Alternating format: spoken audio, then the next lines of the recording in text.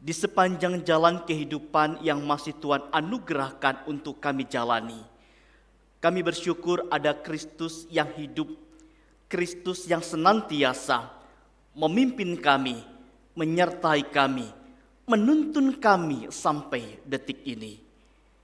Jikalau kami boleh berdiri sebagaimana kami ada saat ini, semua menunjukkan betapa baiknya Kristus dalam kehidupan yang kami jalani ini. Dan terima kasih untuk kesempatan yang Tuhan berikan, di mana tiba waktunya kami bersama-sama datang untuk mendengarkan firman Tuhan. Kami sadar setiap kami begitu lemah dan terbatas. Mari Tuhan yang menolong setiap kami, memampukan masing-masing kami, supaya setiap kami menjadi pendengar dan pelaku firman. Kami menyerahkan waktu di depan kami sepenuhnya ke dalam tangan cinta kasih dan anugerah Tuhan. Demi Kristus anakmu yang tunggal kami naikkan doa ini. Amin. Silakan duduk, jemaat yang dikasihi oleh Tuhan.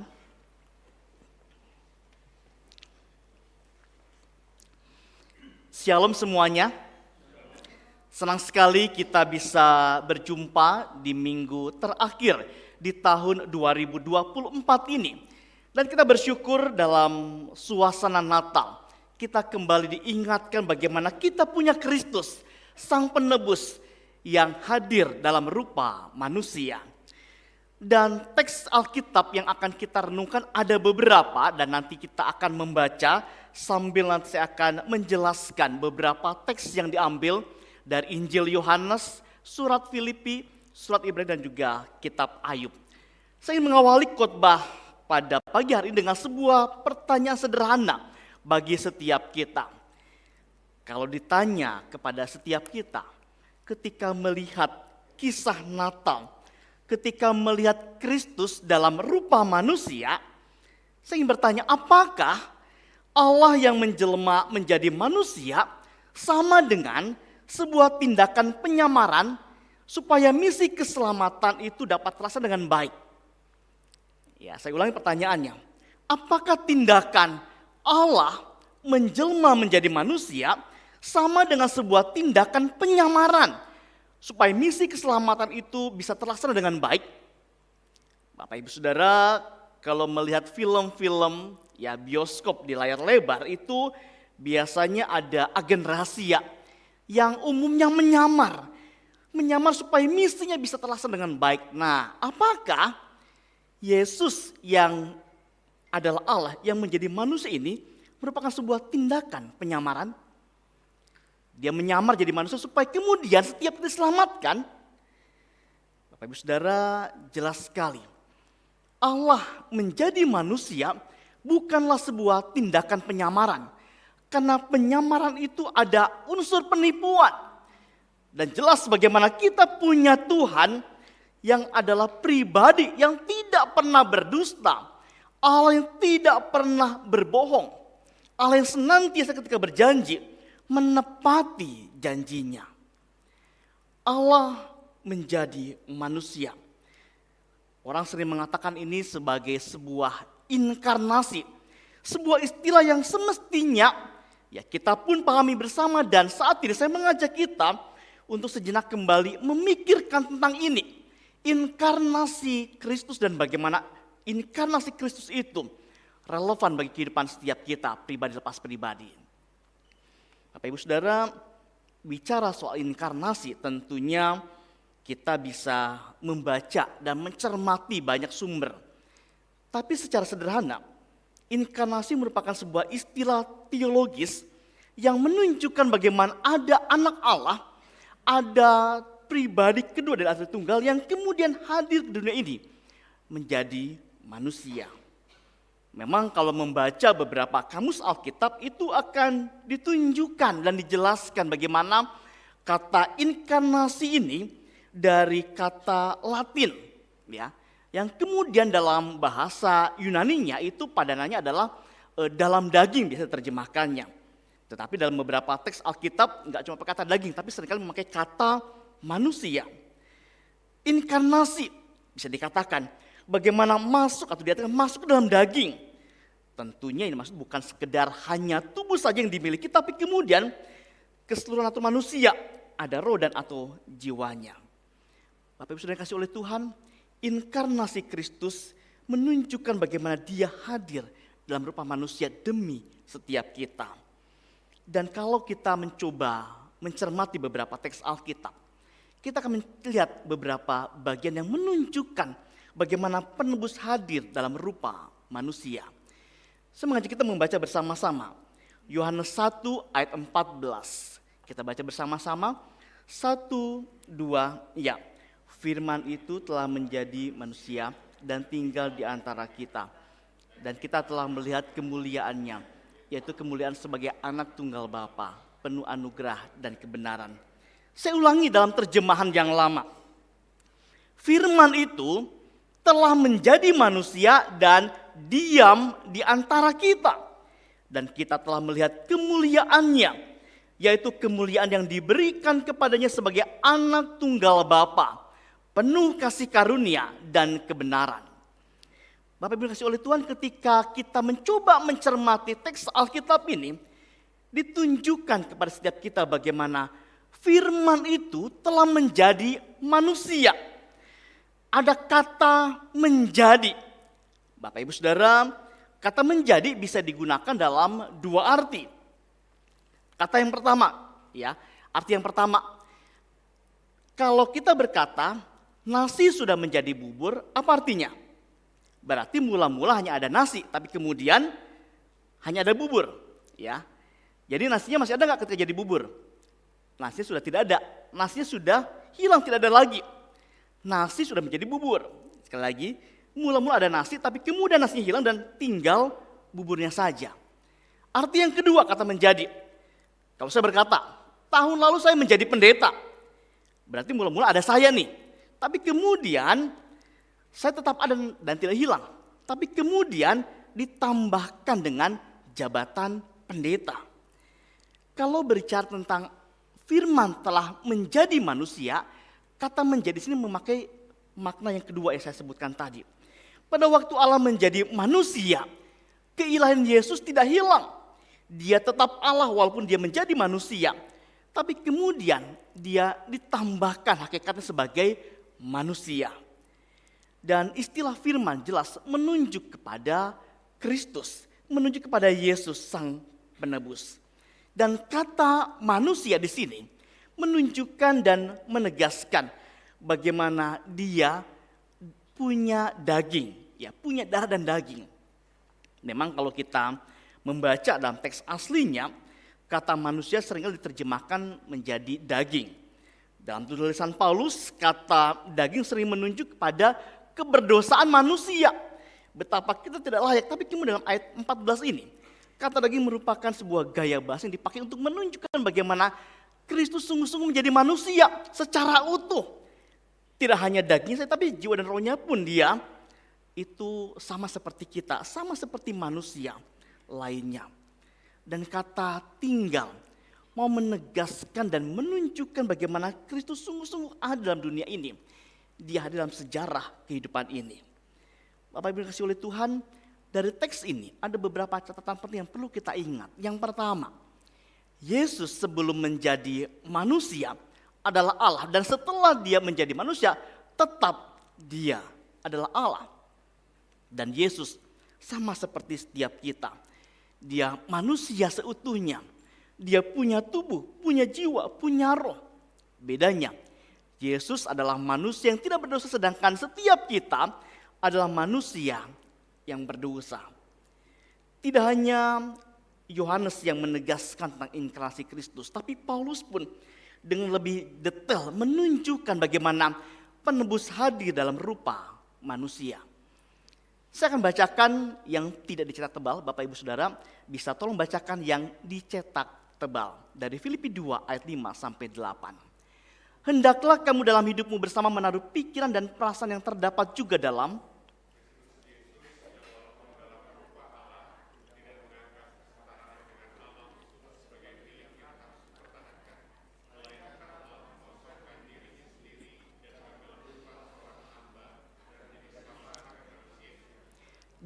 keadaan sebagai manusia. Perhatikan, Yesus telah merendahkan dirinya dan taat sampai mati, bahkan sampai mati di kayu salib. Bapak Ibu Saudara, ini teks yang lebih jelas lagi menunjukkan bagaimana Kristus hadir dalam rupa manusia. Ada beberapa istilah yang muncul, ya, dalam rupa Allah, tapi kemudian dia mengambil rupa seorang hamba menjadi sama dengan manusia. Beberapa kali muncul kata manusia. Kalau kita mencoba memperhatikan di bagian ini, Bapak Ibu Saudara, ada kata mengosongkan dirinya. Yesus mengosongkan dirinya sendiri. Sebuah tindakan dilakukan dengan sukarela tanpa dipaksa. Allah Bapa tidak memaksa Kristus untuk melakukannya. Dia tidak dikosongkan tapi mengosongkan dirinya. Dan dia melepaskan semuanya. Lalu menjadi sama seperti seorang hamba. Mengambil rupa seorang hamba yang artinya tidak punya reputasi. Meninggalkan segala kemuliaannya. Dan ini menunjukkan bagaimana Kristus rela datang ke dunia ini demi setiap kita. Dan dia sungguh-sungguh menunjukkan, teks ini menunjukkan bagaimana fakta bahwa Allah benar-benar telah menjadi manusia. Dalam kebebasannya yang penuh, Yesus meninggalkan rupa ilahinya. Dan ini menunjukkan betapa besarnya kasih Tuhan kepada setiap kita. Menarik ketika mencoba memikirkan tentang ayat ini. Beberapa penafsir, bahkan seorang tokoh reformasi mengatakan bahwa ketika Allah menjadi manusia, Kristus tidak melepaskan keilahiannya, tetapi dia menyembunyikannya dari pandangan manusia. Dia menyembunyikan untuk sementara waktu supaya tidak kelihatan di bawah kelemahan daging. Ketika ia mengesampingkan kemuliaannya dalam pandangan manusia, dia tidak mengurangi statusnya sebagai Allah, tapi dia menyembunyikannya. Itu pandangan dari seorang tokoh reformasi yang menegaskan bagaimana walaupun menjadi manusia, Kristus tetap adalah Allah. Dan seorang teolog pun mengatakan bagaimana ketika Kristus berinkarnasi, walaupun kemuliaannya disembunyikan, namun kadang-kadang juga tetap terlihat walaupun hanya sekilas. Misalnya ketika dia melakukan mukjizat. Bapak Ibu Saudara, ketika memikirkan tentang penebus dalam rupa manusia, mau tidak mau kita harus mencermati dan memahami bagaimana kita punya Kristus yang pribadi dan karyanya mestinya terus kita syukuri. Ketika memikirkan tentang Kristus, tentang pribadinya, dia sudah ada sebelum datang ke dalam dunia ini. Tentang praeksistensinya, dia adalah Allah dan dia juga adalah manusia. Dan kita bisa melihat bagaimana karya Kristus luar biasa. Bagaimana dia lahir, dia hidup, dia mati, bangkit, naik dan akan datang untuk yang kedua kalinya. Seringkali ketika memikirkan karya Kristus, 4 yang seringkali disampaikan dan ditekankan. Kelahirannya waktu Natal, kematiannya ketika Jumat Agung, kebangkitan saat Paskah dan juga kenaikannya. Terkadang kehidupannya dan juga kedatangan yang kedua agak lupa diingatkan. Tapi kita bicara soal Kristus, inilah yang semestinya terus kita pahami bersama. Kita punya Kristus yang begitu mengasihi setiap kita pribadi lepas pribadi. Dan dia mau hadir dalam rupa manusia. Bapak Ibu, ketika memikirkan tentang penebus dalam rupa manusia, apa istimewanya? Mengapa sang penebus ini datang dalam rupa manusia? Apa tujuan sang penebus itu hadir dalam dunia ini? Dalam rupa manusia. Sebuah buku yang baru selesai saya baca beberapa waktu lalu menegaskan hal ini. Yesus tidak memandang biasa inkarnasinya. Tetapi dengan berinkarnasi, Yesus meninggalkan surga. Dia tinggal di kota duniawi dan terlibat dengan manusia yang jatuh dalam dosa untuk menebusnya. Sebuah kalimat yang singkat yang menunjukkan bagaimana ketika Kristus menjadi manusia, ketika Kristus berinkarnasi, itu bukan sesuatu yang biasa-biasa saja. Tapi menegaskan dan menunjukkan ada sebuah tujuan penting. Tak kala dia berinkarnasi, tak kala dia datang ke dunia ini. Jadi mengapa Kristus sang penebus hadir dalam rupa manusia? 2 hal yang kita cermati. Yang pertama ini, Saya akan bacakan teks Alkitab ini. Sebab sesungguhnya bukan malaikat-malaikat yang ia pedulikan, tetapi keturunan Abraham yang ia pedulikan. Itulah sebabnya dalam segala hal ia harus disamakan dengan saudara-saudaranya, supaya ia menjadi imam besar yang menaruh belas kasihan dan setia kepada Allah untuk mendamaikan dosa umat. Karena ia sendiri telah menderita ketika dicobai, ia dapat menolong mereka yang sedang dicobai. Bapak Ibu, mengapa Kristus sang penebus hadir dalam rupa manusia? Dari teks Alkitab ini kita bisa melihat bahwa dia datang ke dunia dalam rupa manusia dengan tujuan untuk ini, mendamaikan dosa seluruh bangsa. Kalau kita membaca dari teks terjemahan baru itu memakai kata mendamaikan dosa umat. Tapi kalau Bapak Ibu Saudara membaca dalam teks terjemahan yang lama ditulis mendamaikan dosa seluruh bangsa. Kalau kita membaca bagian awal surat Ibrani di pasal 1 ditegaskan bahwa Yesus Kristus adalah perantara yang diutus oleh Bapa. Bapak Ibu Saudara, minggu lalu ditegaskan bagaimana Yesus menjadi perantara kita. Dan Ibrani pasal yang kedua kemudian menunjukkan ada sebuah peringatan bahwa ada pengajaran sesat yang mencoba membawa orang pada kemurtatan. Pasal 2 ini pun menunjukkan bagaimana mereka yang mengaku beriman kepada Kristus namun kemudian menyimpang dari kebenaran akan menghadapi konsekuensi yang mengerikan.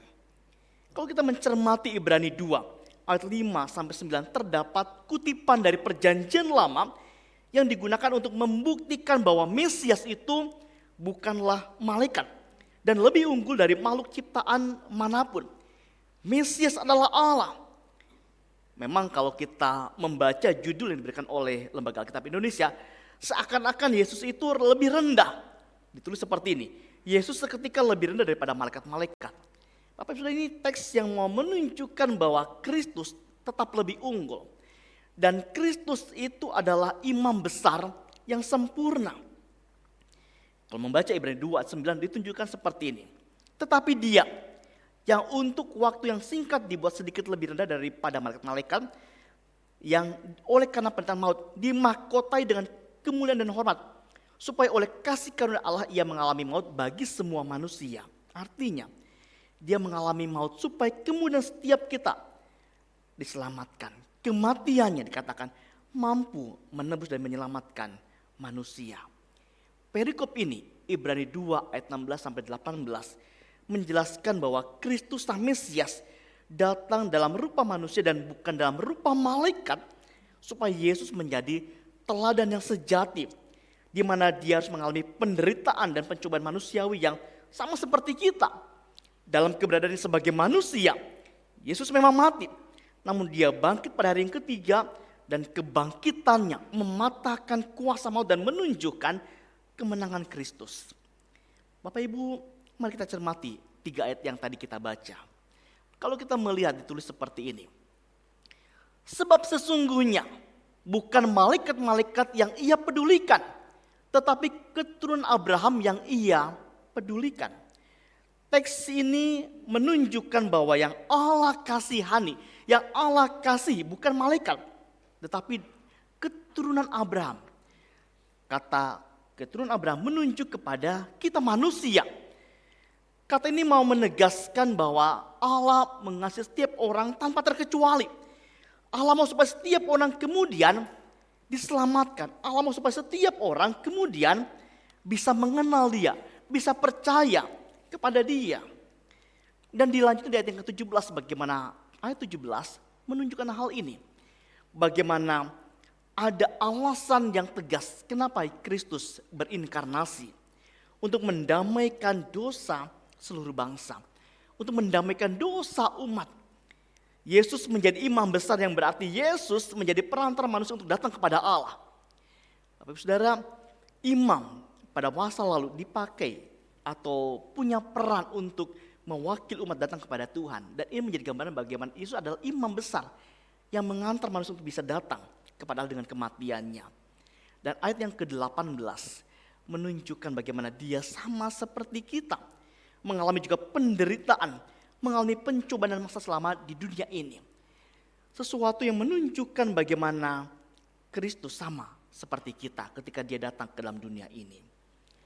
Bapak Ibu Saudara, ketika memikirkan Kristus sang penebus hadir dalam rupa manusia untuk mendamaikan dosa seluruh bangsa, apa yang bisa kita cermati dari teks Alkitab ini? Bapak Ibu Saudara, saya ingin menyimpulkan dengan kalimat seperti ini. Kristus datang sebagai manusia untuk menjadi teladan dan menunjukkan pengorbanan yang sempurna. Mesias harus menjadi sama dengan umat manusia agar bisa menebus dosa-dosa manusia dengan benar dan menjadi imam besar yang sempurna dan mendamaikan manusia dengan Allah. Kristus hadir, Kristus berinkarnasi dalam rupa manusia supaya dia bisa menebus dosa-dosa kita. Di dalam naturnya sebagai manusia, Kristus menunjukkan ketaatan yang penuh kepada Bapa di sorga. Yesus menaati hukum Allah dengan sempurna. Dia menanggung seluruh hukuman akibat manusia. Dia menebus kita dengan mati di kayu salib. Bapak Ibu, ini menjadi refleksi buat setiap kita. Tak kalah kita melihat bagaimana Kristus yang datang untuk menebus dosa kita, semestinya setiap kita punya respon yang tepat. Respon yang tepat atas anugerah Tuhan yang sudah ditunjukkan kepada kita masing-masing. Bapak Ibu Saudara, anugerah Allah besar dan mau supaya setiap kita juga belajar menaati setiap hal yang sudah Tuhan terus dorong untuk kita lakukan. Bapak Ibu Saudara, ketaatan kita bukan untuk selamat, tapi kita menjadi itu sebagai sebuah anugerah, sebagai rasa syukur kepada Tuhan sudah menyelamatkan dan menebus setiap kita.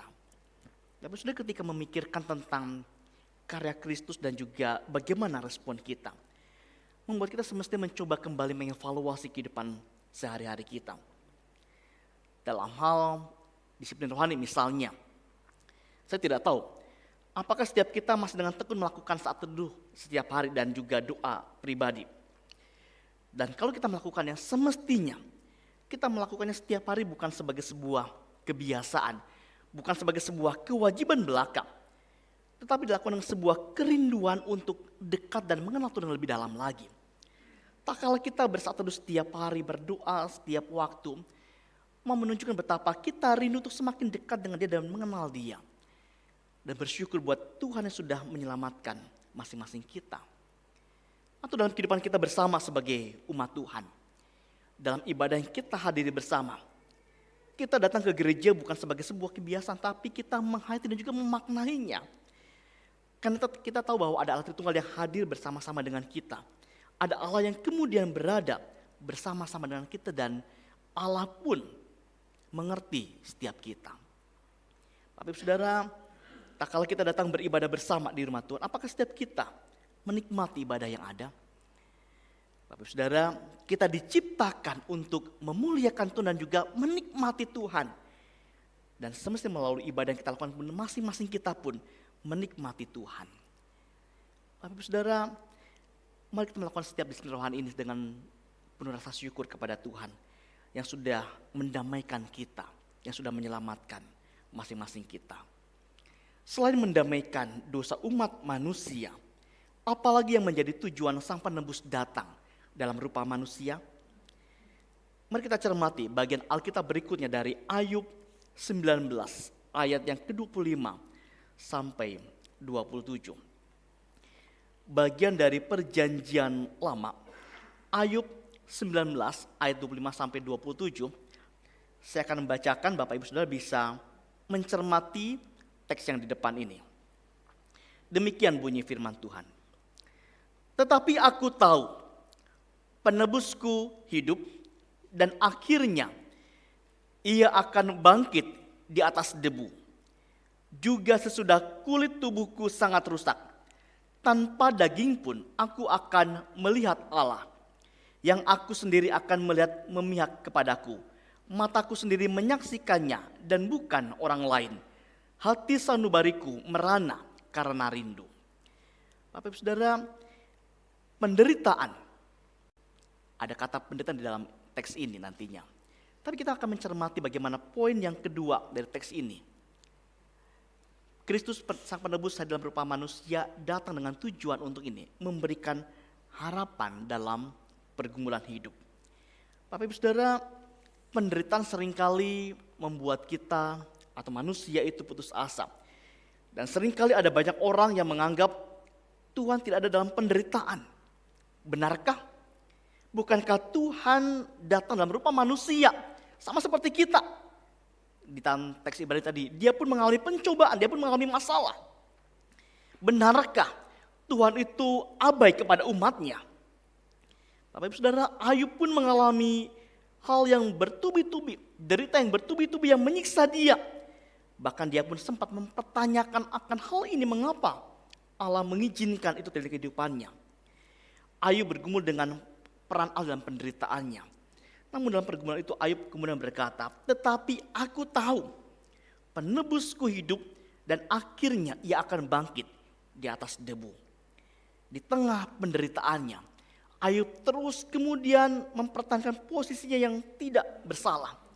Sahabat-sahabatnya berpikir bahwa Ayub tentu telah berdosa, sehingga kemudian mengalami penderitaan yang begitu hebat. Tapi kemudian Ayub tetap terus berseru dan merasakan bahwa dia rasanya seperti ditinggal oleh sahabat-sahabatnya. Bahkan beberapa teks menunjukkan bagaimana Ayub terus berseru memohon keadilan dan juga pertolongan dari Tuhan.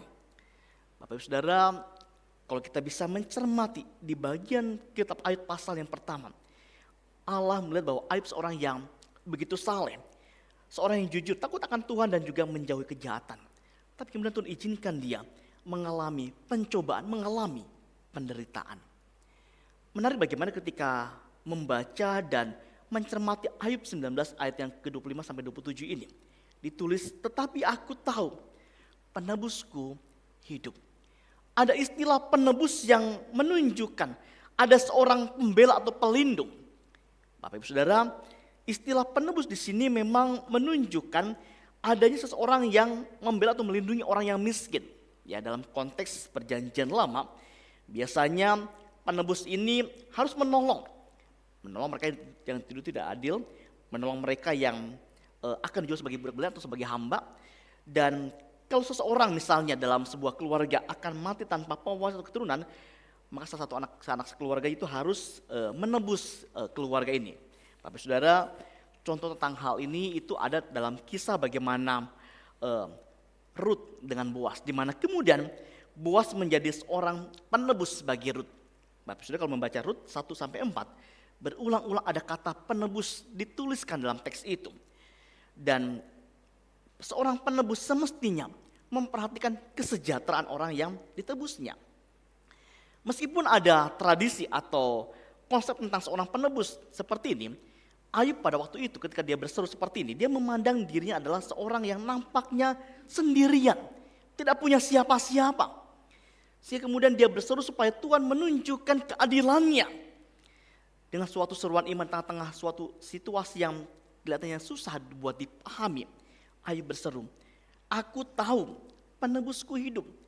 Ayub tahu bahwa sang penebus akan membela dirinya di hadapan para pendakwanya. Ayub akan dibenarkan oleh si penebus dan dia akan mampu memandang Tuhan muka dengan muka. Menarik bagaimana ketika mencermati teks Alkitab ini. Mengapa Ayub bisa kuat menghadapi penderitaan yang ada?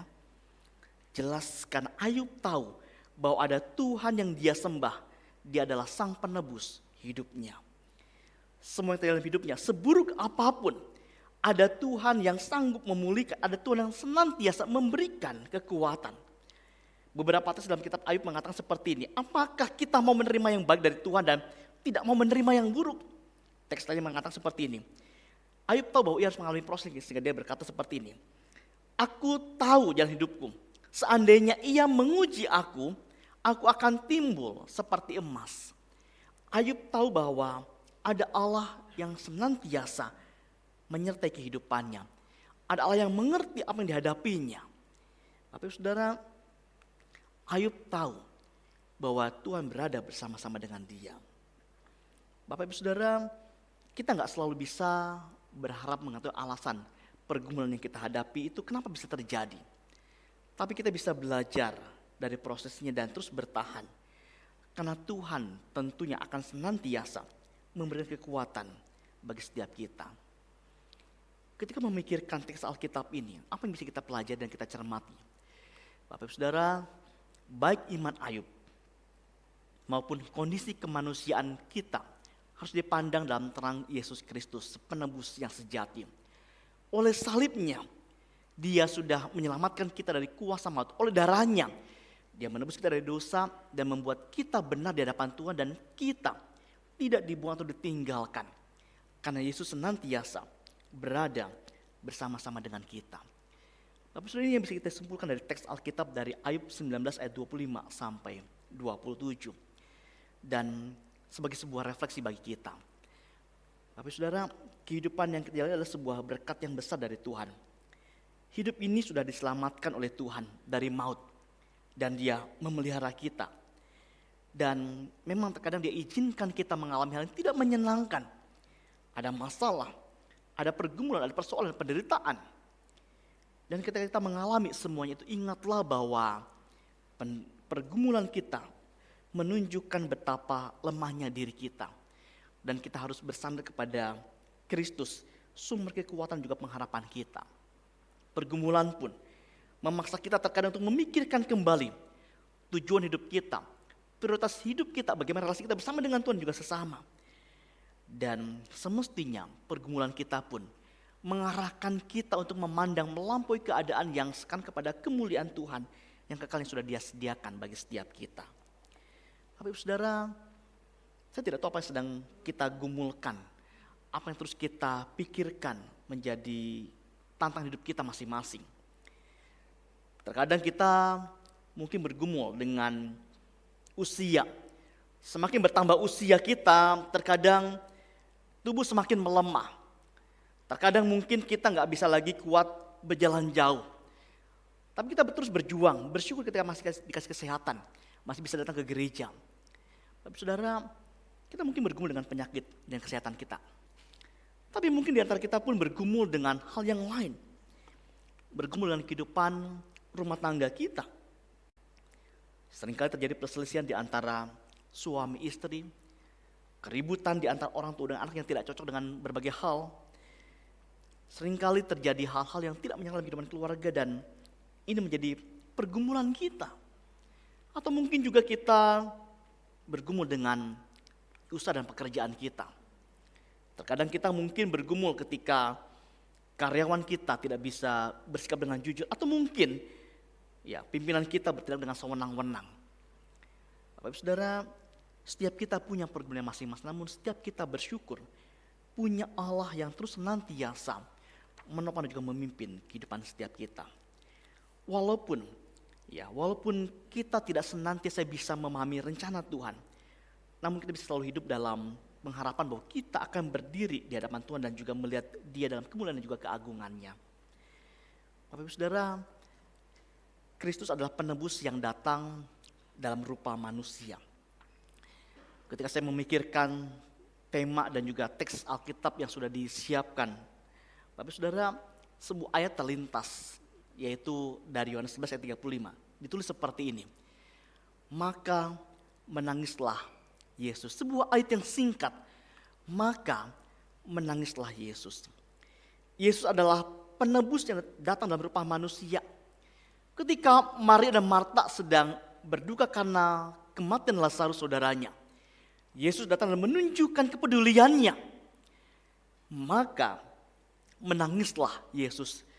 Sebuah ayat yang menunjukkan kepada kita bagaimana Yesus sungguh adalah seorang manusia sama seperti kita.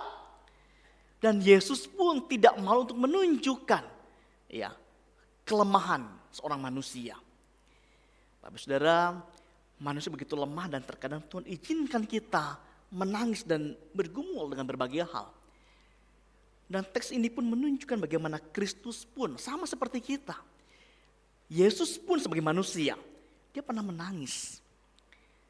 Dan teks ini pun mau menunjukkan bagaimana ada Yesus yang menjadi penghibur kita. Bapak Ibu Saudara, maka menangislah Yesus.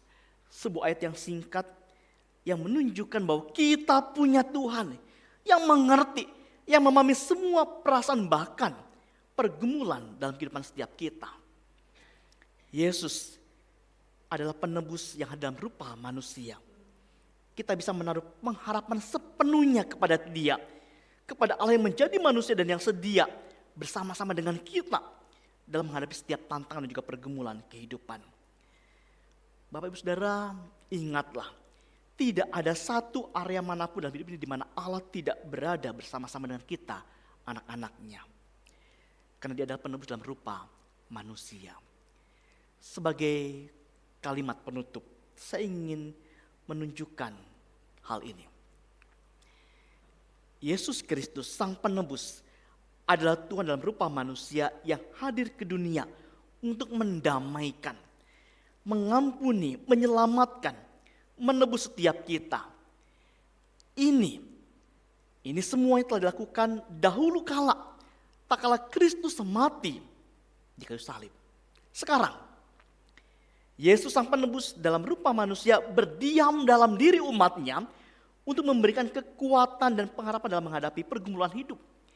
Dia memberikan Roh Kudus yang akan terus memimpin dan menyertai setiap kita melewati hari demi hari. Dan sampai nanti pada akhirnya, masing-masing kita sebagai umatnya, sebagai anak-anaknya akan berjumpa dengan Yesus Sang Penebus. Entah Dia datang lebih dulu yang kedua kalinya, atau justru mungkin kita yang harus bertemu dengan Dia, dipanggil pulang ke rumah Bapa lebih dulu untuk bertemu dengan Dia. Tapi saudara, biarlah setiap kita terus senantiasa berjalan bersama dengan Kristus, Sang Penebus dalam rupa manusia. Amin. Mari kita berdoa. Bapa yang baik, Bapa yang penuh rahmat dan anugerah,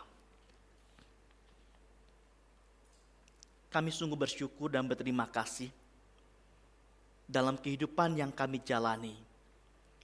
Kami punya seorang penebus yang hadir, yang datang dalam rupa manusia. Engkau datang dalam rupa manusia yang menunjukkan bagaimana Engkau sama seperti kami. Engkau pun mengalami pencobaan. Bedanya Engkau tidak berdosa, kami yang jatuh dalam dosa. Namun Engkau datang dalam rupa manusia untuk kemudian menembus dan menyelamatkan setiap kami. Dan Engkau datang dalam rupa manusia untuk mengingatkan kepada kami bahwa Engkau adalah harapan dalam hidup yang kami jalani. Harapan dalam menghadapi berbagai tantangan kehidupan. Terima kasih buat Roh Kudus yang berdiam dalam diri kami, yang akan terus meneguhkan dan menguatkan setiap kami. Terima kasih ya Bapa, biarlah apa yang telah kami dengarkan bersama di pagi hari ini menolong setiap kami dan juga meneguhkan masing-masing kami untuk senantiasa berjalan bersama dengan Tuhan. Kami bersyukur di sepanjang tahun ini Tuhan memimpin kami sampai detik ini. Dan kami meyakini di waktu-waktu ke depan pun ada Tuhan akan terus senantiasa menopang dan memimpin kehidupan kami. Demi Kristus kami menaikkan doa syukur buat apa yang telah kami renungkan bersama pada pagi hari ini. Amin.